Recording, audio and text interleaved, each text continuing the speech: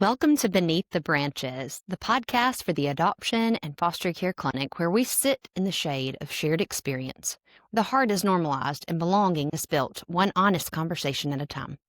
Adoption, foster care, or kinship placement brings deep joy and real challenges, and we're here to talk about all of it. The hard, the heartwarming, and everything in between. So grab a cup of coffee, take a deep breath, and join us as we hold space for the messy, beautiful work of building connection beneath the branches. Welcome back to Beneath the Branches. Today, we are going to talk about food and nutrition and safety in the first 6 months home. So we all know food is more than just nutrition. It's memory, it's control, it's safety. And so how we respond to it in that first 6 months home really matters to lay down that foundation and teach a child there will be enough and I am safe here, right? So how about as a icebreaker, we talk about food in our family? Like what's number one, like maybe what's a comfort food now and or what was a comfort food growing up in your family or for your current family now? Either way. Mm-hmm. Oh, I can go. I'll go first. first. Yes. Okay. Since I don't get to talk very often, I haven't been on all the podcasts, but we do know that, like with us, I mean, food is important to all of us. I mean, like To all of us. we like to eat, we forget to eat, and then we really like to eat after that. So my go-to, I always think of even back to like my pregnancy, like because I think about that within the first 6 months about other kids, because I always ate any type of fruit and pizza. So, of course, both of my kids out of the womb were like, oh, fruit and pizza. That's their staples. But now, later in life, our comfort food is, as what the kids used to call it when they were little, is chips and dip. So any type of Mexican. That's good. I mean, some chips and some cheese dip. That's Yes. good. That's good. But as a child, it was chicken and rice. Oh. My grandmother, and I can even still smell it to this day. You know, from that long ago. We won't have to talk about how many years ago, but that long ago. But yes, just a chicken and rice that I've never been able to duplicate, however my grandmother made it. Isn't that interesting? Because the other day, my mom and I were trying to recreate my grandmother's chicken and rice. Really? As a, How did it go? I thought it was amazing, but see, I have all these memories, like it was probably I may have been mediocre, but not for me. For me, it had so much meaning and so many memories, and I just enjoyed every bite. Mm-hmm. I know. And there wasn't anything special. I mean, Right. to it, it's chicken and I rice. remember where I sat at that counter to eat it, and we ate around like this little bar area, and she would sit up there and yeah. That's kind of like saltine crackers too for me, because I have all these memories, Saturday morning cartoons, and I would take my little saltine crackers. Saltine crackers? And I had a little masher, and I would like mash them into little pieces, and I would just eat. What was this masher? I don't even know what happened, why I had a masher. I bet it was a mashed potato masher. Was it like a mortar and pestle or something? Some little, probably a Tupperware thing, right? And so that has a happy memory for me, like Saturday morning cartoons. And so now, even like on a rough clinic day, I need a few saltines when I get home. I never knew that about you. We're going to bring in a sleeve of crackers and crumble it. Yeah. And leave it on your desk. Listen, after a hard day, saltines is a much better habit than like wine. So good for you. Yeah. Or Too old for little that. Debbie cakes, because that's what my husband would say was his comfort, his thing. So that our children even know, even though we don't buy them now. But he was always like, "Can I get a little Debbie snack cake?" That's There so you funny. go. That's so funny. All right, Kelly, what's yours? Well, it's so funny what you said is like, just like when you were pregnant, what you craved.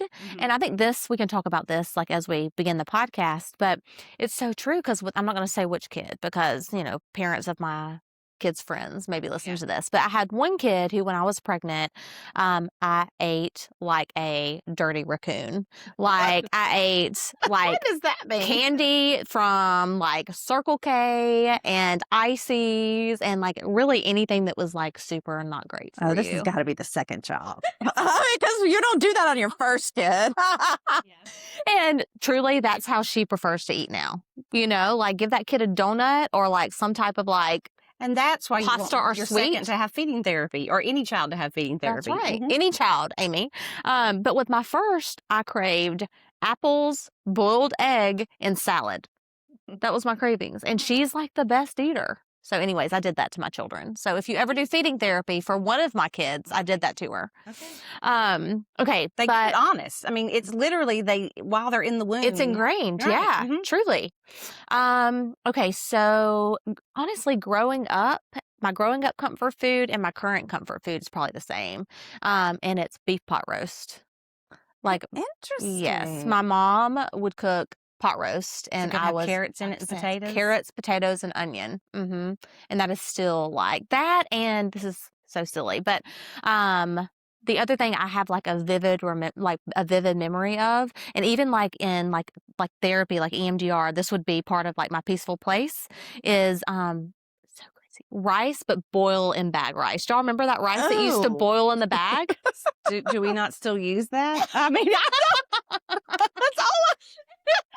All right, Amy, we got some work to do. We've got some work to do. I don't have time to make a lot. So if I'm going to make some, I just make some Amy. really quick. Amy. Yeah, we'll on another day. It's also got a very specific smell to it, and my mom would make that with breakfast some mornings. And so like when I smell it, it's gross, like not the best. Once you have like really good rice, you got to move on from that. But that brings that. Like, I do move on. It just happens to be what I can do at the time. Listen, we know what we're getting Amy for Christmas, a good rice cooker. Oh, I would love one. Let's do that. We've got to like move on from the boiling bag, Amy. But isn't it interesting though? It's like these memories, right? Like it's memories. So like it's like food is so much more than food, than nutrition, than getting your calories in. I mean, it's about safety. It's about memory. It's about Just like how I can remember exactly where I sat. Yeah. Yeah. And the memory of what it smelled like too. And we're talking a long time ago. How long, Amy? Long Just time. kidding. 10 years ago. So maybe we could talk through too, like what are some of the behaviors that we see in children who are newly in a new home, either adopted, foster, or kinship? What are some of those common behaviors that we see? I love working with food issues too, like in the first 6 months, because really it makes you feel so successful because they're so easy to fix typically, the first 6 months. But one of my favorite ones to work with is continuous eating.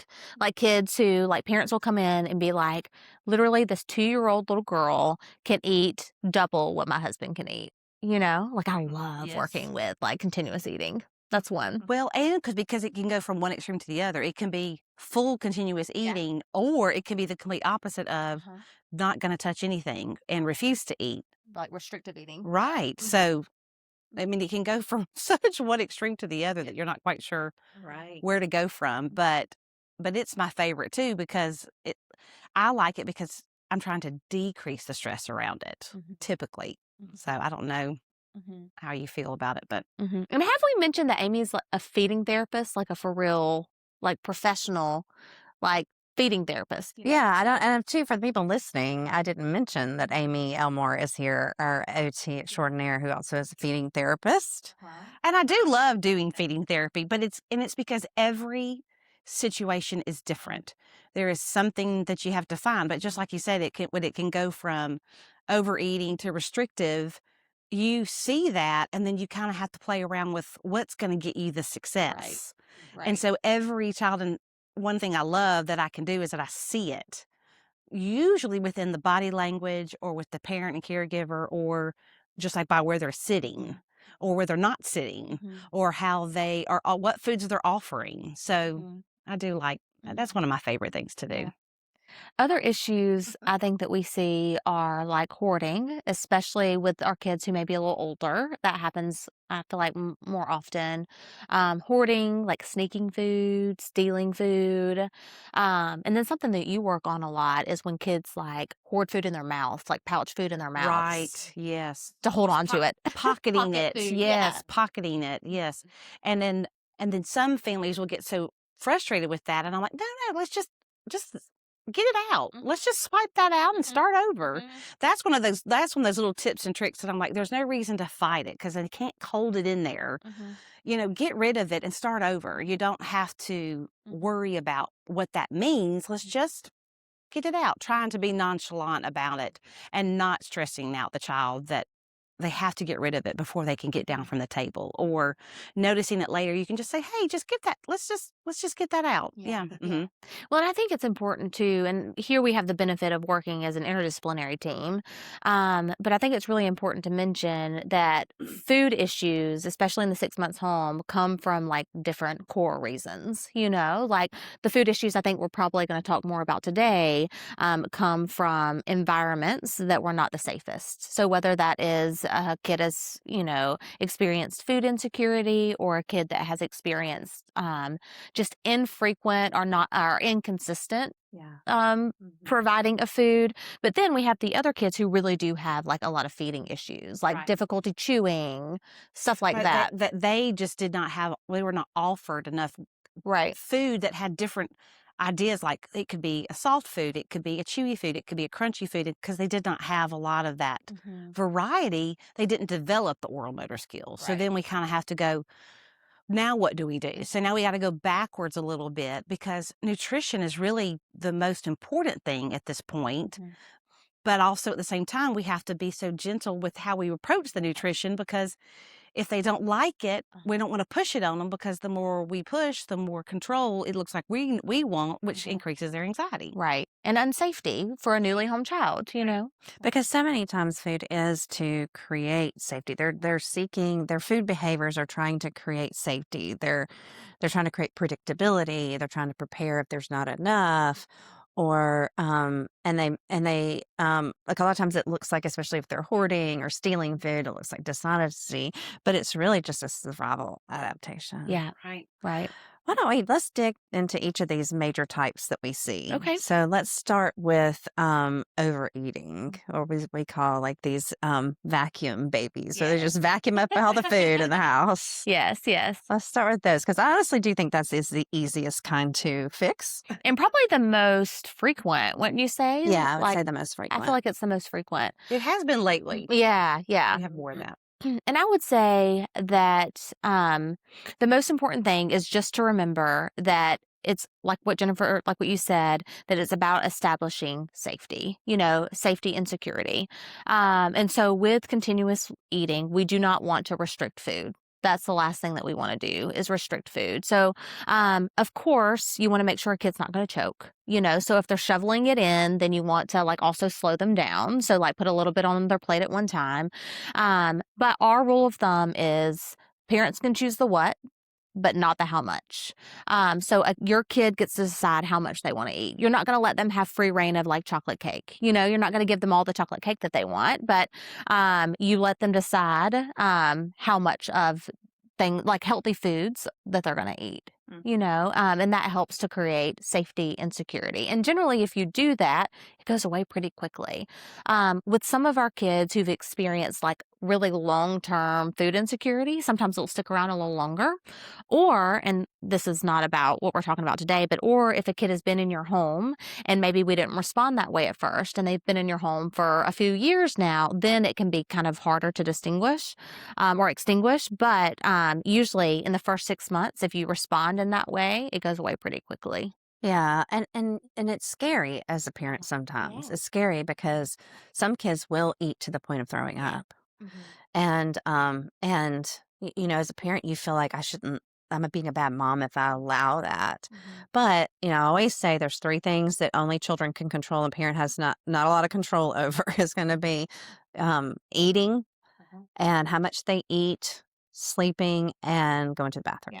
Right? Right. Those are the. And so these kids Cool. that are overeating, they have never had that ability to control their diet. And so like we do after Thanksgiving, we're like miserable after Thanksgiving because we overate. And then, we might try it again for supper that night. And then we're kind of done, right? Because we've overate and we're feeling miserable.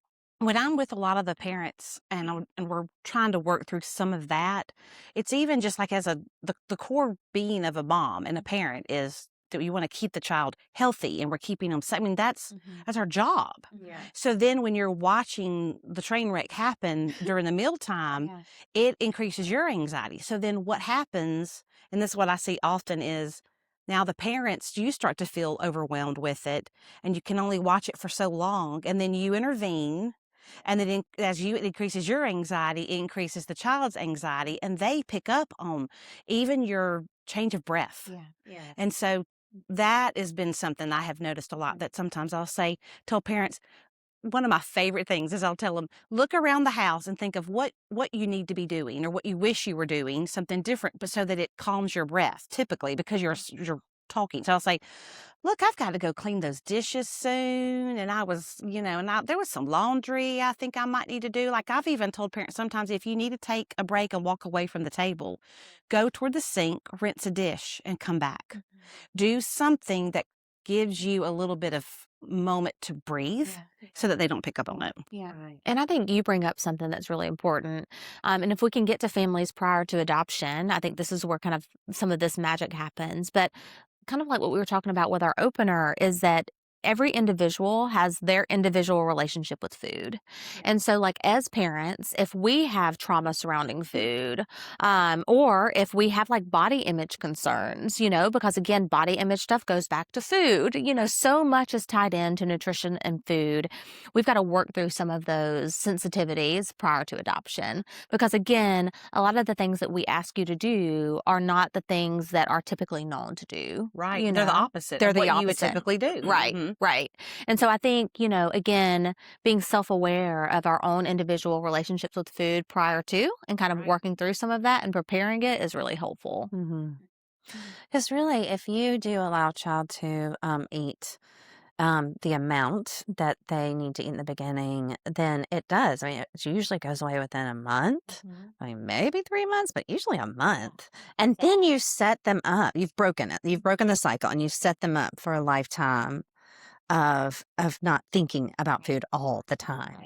And so the opposite of that, if you don't, then this battle keeps going on. Even if you're trying to just minimize it, even just minimizing will still not allow the child to have those feelings and for their brain to go, oh, wait, that's what the stomach feels when I'm full. If I'm over full, then it makes me miserable and I'm sick. The child has to experience that in order to slow And we themselves see it last down. 5 to 10 years. Yeah, if they don't do it the right way, it can last 5 to 10 years where the child's constantly having to go to school with a Snickers in his purse, or her purse. But, so I think it's very important how to handle this. And sometimes it does need a little bit of encouragement. And again, like Kelly said, we're not having to do chocolate cake all the time. You're choosing what is and giving that free access. And It can still be apples and peanut butter crackers. it still can be. Yeah. Yeah. And if a child needs to gain weight, then then obviously it doesn't have to be low calorie foods.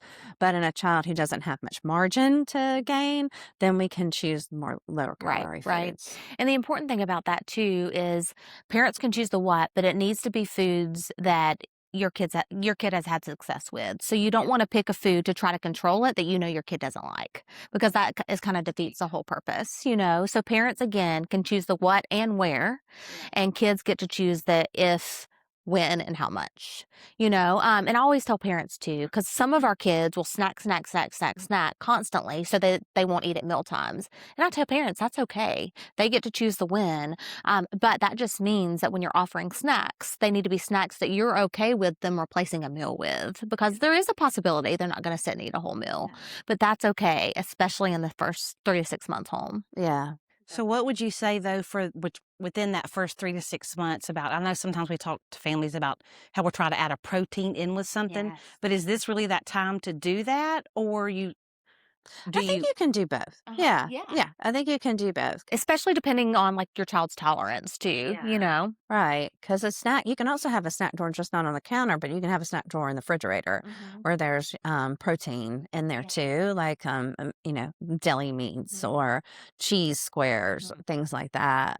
Yogurts. And if the child's old enough, you can put nuts on the counter, those kinds of things. Yeah. Because we do think that it's important to have a good balance of healthy fats and proteins in those first few months. And again, we're just talking about the first few months. Like, we're going to build more structure and we're going to change, but this is how to handle the overeating in the beginning. Right. And then to go to the opposite. That's kind of where I was sort of thinking, was like, now what do we do when we need them to eat a little bit more things? And I was even wondering how you would encourage that, because of the time frame of how they're already That's why, I mean, with us, with a team, I mean, these are even things like I know what they might need to be doing to eating wise and what we might need to help gain some weight. But then I need your input. I need Kelly's input. I need Dr. Chambers' input to understand how much, like how many calories are we shooting for, what growth, because if we don't hit that, then we end up with other medical problems, and then it kind of goes downhill from there. So yeah. So with adding more in, I like to offer food more often. So even I've had some families, I've told them like even in 2.5 to 3 hours having that food to offer it. But the hard part is that then you can't snack as much in between, because then we kind of end up in this failure to thrive part of life, because then they only eat a little bit of snack and then eat a little bit more snack. And then the hard part is now they burn the calories, but as they keep playing, and now we haven't stored any. So that's sort of, I mean, again, that's why I need your input too. I always have to ask, like, where are we on the growth chart and how does this look? Because I need to know what are we going to add and how, because it has to decrease stress. But to me, when they're the opposite with the restrictive, it comes through structure. Having the food offered every so often, every 2.5 to 3 hours, trying to somewhat limit it between, because then it'll curve their appetite. So I have to play with that a little bit and turn it into a little bit more structure. But sometimes that means we have to do eating around maybe when things aren't overwhelming in the house. So so maybe one of the things they have to do is decrease the stimuli around the house, like with other siblings around, and now you've got life, soccer's that night, how are we going to eat and get soccer in, or families coming over, when do we eat? Because now that the family comes over, everybody wants to be talking and it's too much stimulation. So then we have to kind of go, all right, maybe that's something else we've got to look at. And eating separately, maybe with a favored parent at the time, because that's at least what brings them comfort. What do you think? I was going to say that so many times we forget that a child being regulated is really important for them to be able to eat, especially kids who are more picky about eating or who have restrictive eating. Like, being regulated is so important. They can't be running around the house playing with siblings, and you can't expect them to come sit at a table and then eat, right? And you can't chase them, right? Because now you're sort of engaging in that failure to thrive of hurry up and eat this bite. But what that bite did is it actually didn't provide any nourishment, because they burned it off as they ran to the next room. Right. Yeah. Yeah. And I think too, like especially I kind of see this more with the younger kids, like the toddlers and preschoolers, is they might drink empty calories. Right. Either that's what they were used to, like if a child was transitioned to the to solid foods too late, and they're still on the bottle, or they're still not just on the bottle, but just drinking a lot of milk, right?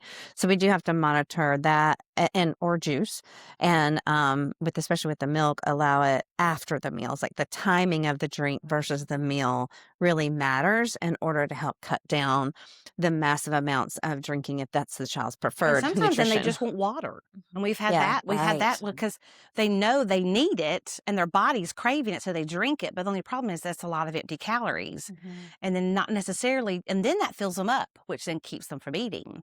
So then we have to go, all right, really, when do they need the water? If there's water intake in their pureed foods or within the water that's making the formula in the bottle, then we don't necessarily need more water.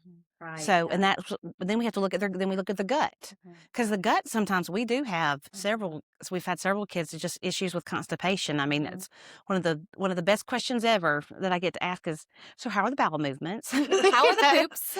and knowing what, because that matters, because that we've got to look at that about the restrictive, what is happening with that. So if you're not going to the bathroom, where's it going? Exactly. And something that I've seen you use too, and you'll have to kind of explain when you choose to use it, because it's not with every kid. You use it sparingly. But I remember being like so shocked that you use this, is sometimes you'll use distraction. Yeah. During eating. For picky eaters. For picky eaters. And I was like, oh, okay. Because I got to get them out of their mind with it, because they get it's the anxiety piece, and which is what our kids look like those first 3 to 6 months home. So it's the anxiety piece of it. So if I can find something they like one of my favorite things is to have like a car, and I roll it, and we roll it and it falls off the table, and we're like, whoa, oh, or which one goes the farthest. Or I love for some families is using like a balloon tied to the high chair or a table, and you kind of wave it and you punch it, and then it moves away and you go and then you kind of keep eating. Another one of my favorite with that, and I have told this to a lot of feeding therapists.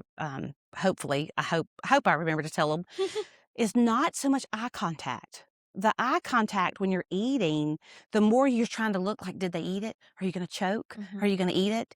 And then what happens is the child's like, what? Did I do something wrong? And then it increases their anxiety.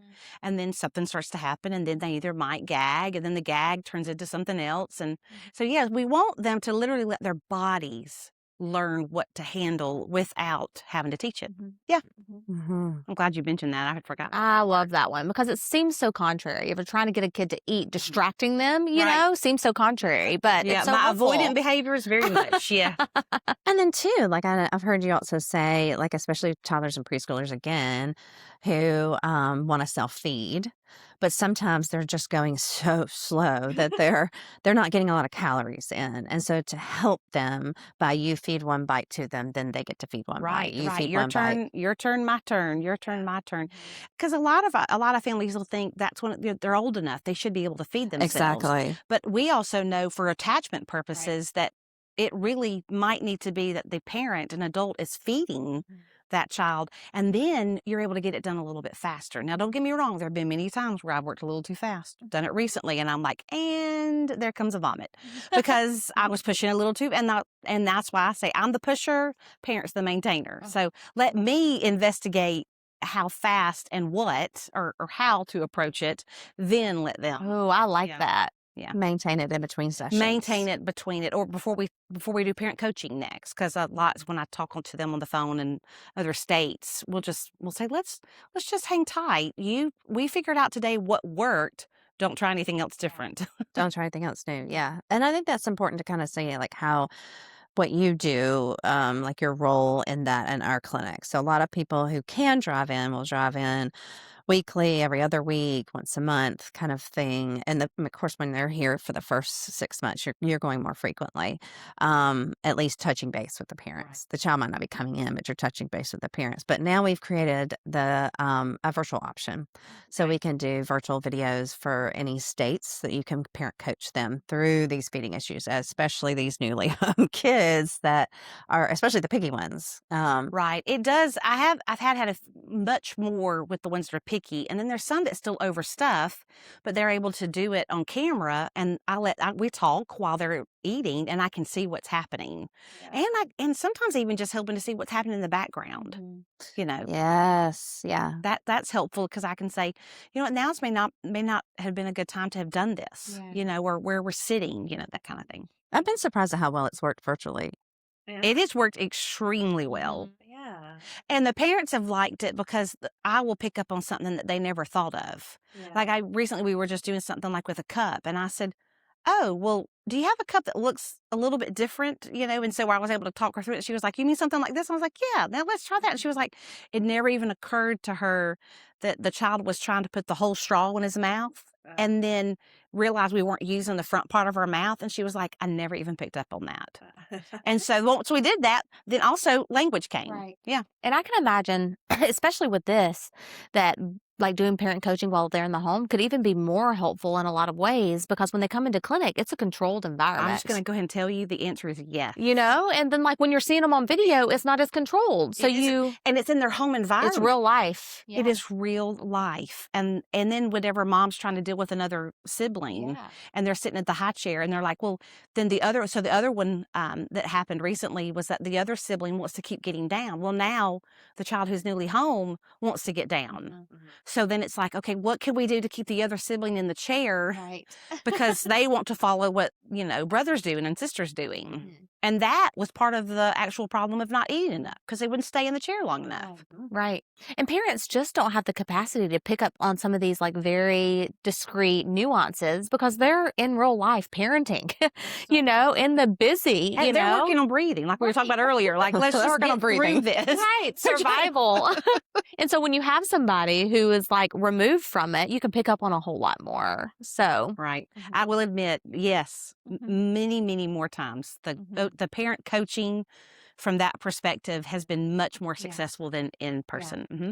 And I think another thing that we do with kids who are having restrictive eating is, like, if all else fails, especially like at the end of the day when we've tried to get good calories in, is we try to pack in the calories in whatever else, whatever other way we can, like whether that is like smoothies and like packing in like some protein powder in it. That's another thing that we Right often. before bed, yes, we're like, right. here's a cup of oatmeal, Exactly. whatever we can mix in with it. And that is not during the day because we don't want that to replace meals. But if all else has failed at the end of the day, because also that will affect sleep as well, so trying to get some calories in. We've been known to do some ice cream and some milkshakes. Right. We're not above that. Right. Whatever keeps them away from having to do extra things like Pediasure, what we call liquid gold, or having to do a tube, anything. Yeah. I'm like, let's get in, because we're trying to decrease the trauma. Right. It was so funny. The other day we had a parent in, and there was like so much like guilt because they were like, I know I probably shouldn't have been doing this, but we will do ice cream if we have to at night. I'm like, girl, listen, we recommend that sometimes. Don't feel any shame about that. I know. And then they were like, oh, see, and the guilt that took away from mom and dad both of knowing, like, what am I feeding my child? I'm like, look, this is a small time in their life. Right. I think we should go back to just talk a teeny bit about Pediasure. So Pediasure and adding any other things like Pediasure, these calorie boosters. We don't love to use it. Now, it is appropriate in rare cases, but we always want, if you're considering starting Pediasure in a newly home child, we want to talk to you first, because that could really mess up the long-term feeding for this child. And we're always looking to see, is this absolutely medically necessary? Because Pediasure is sweet and it's easy.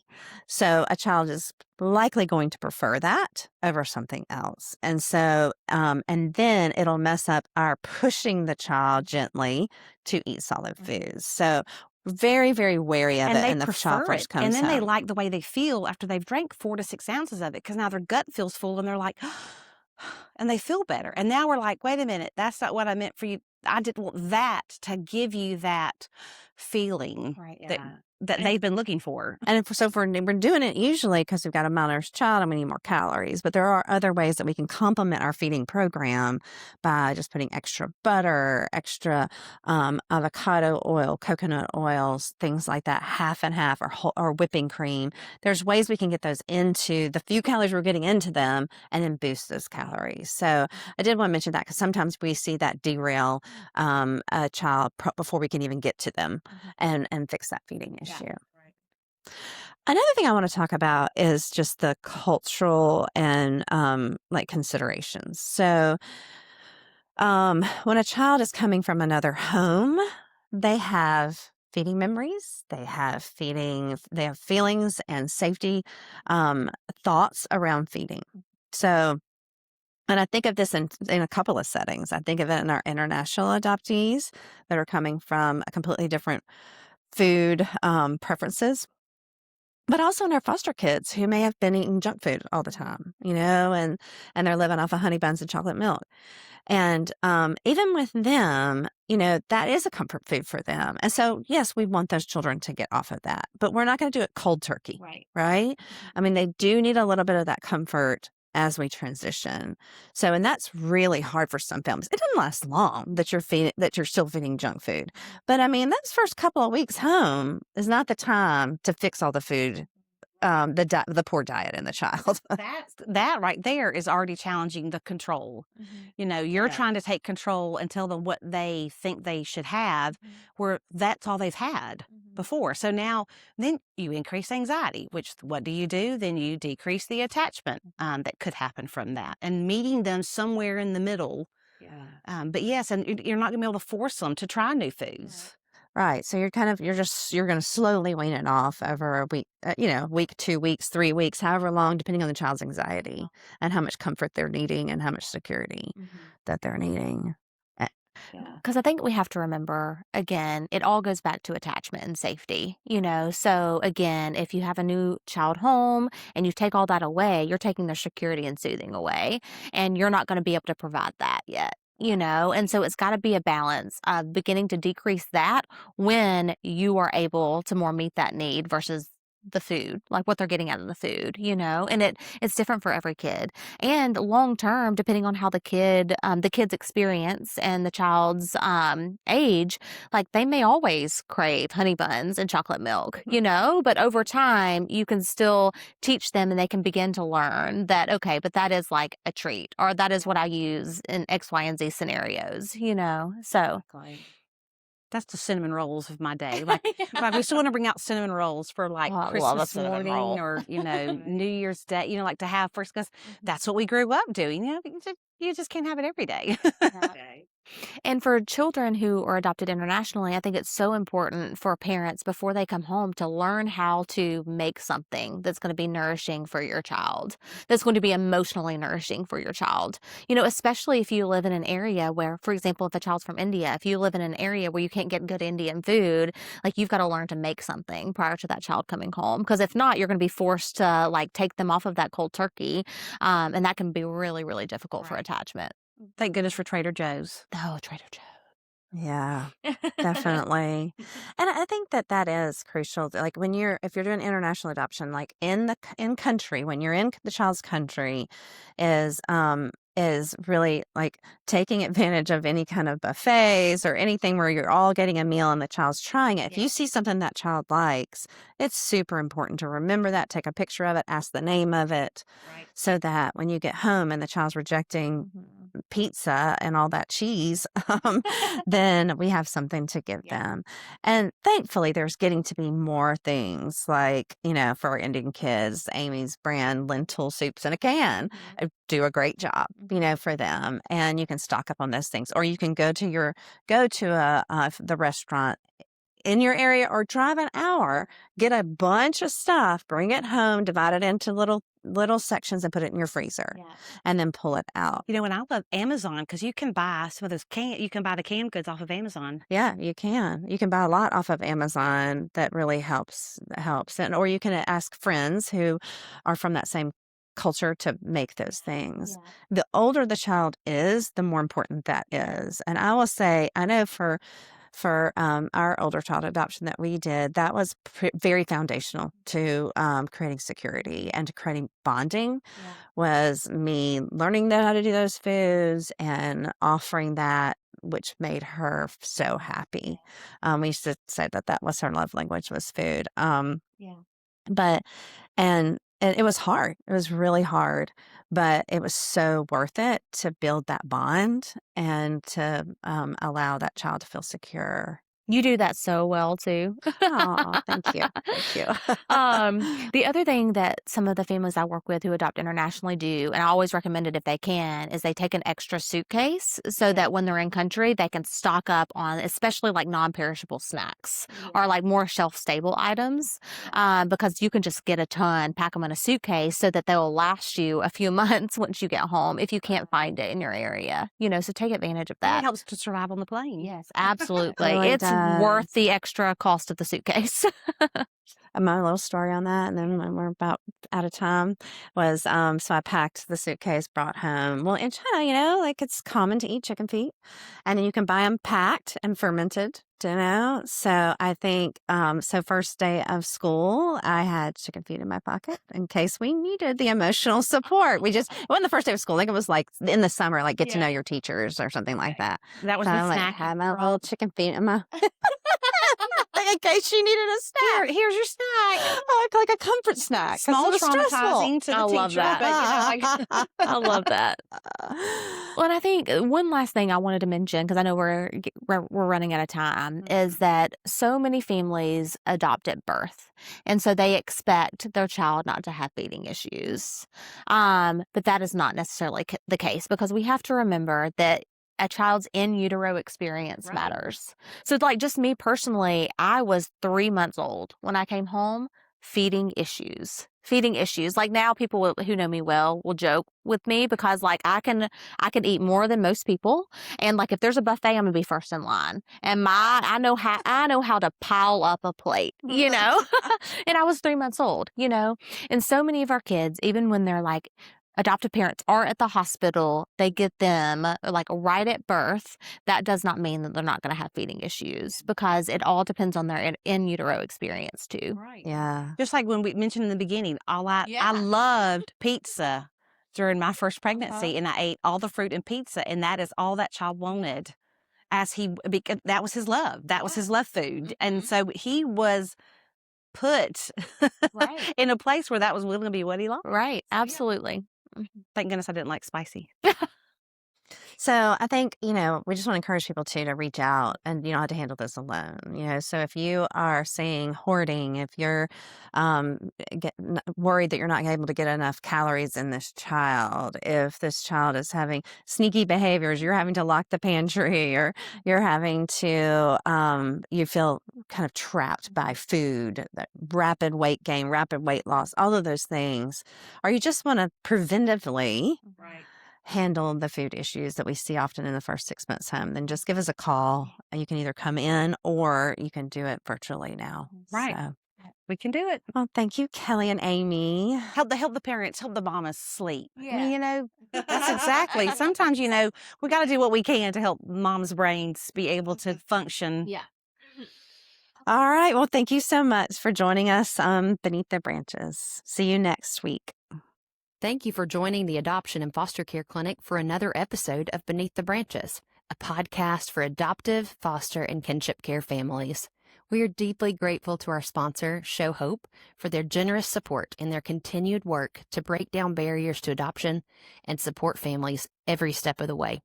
Until next time, may you feel covered, connected, and never alone beneath the branches.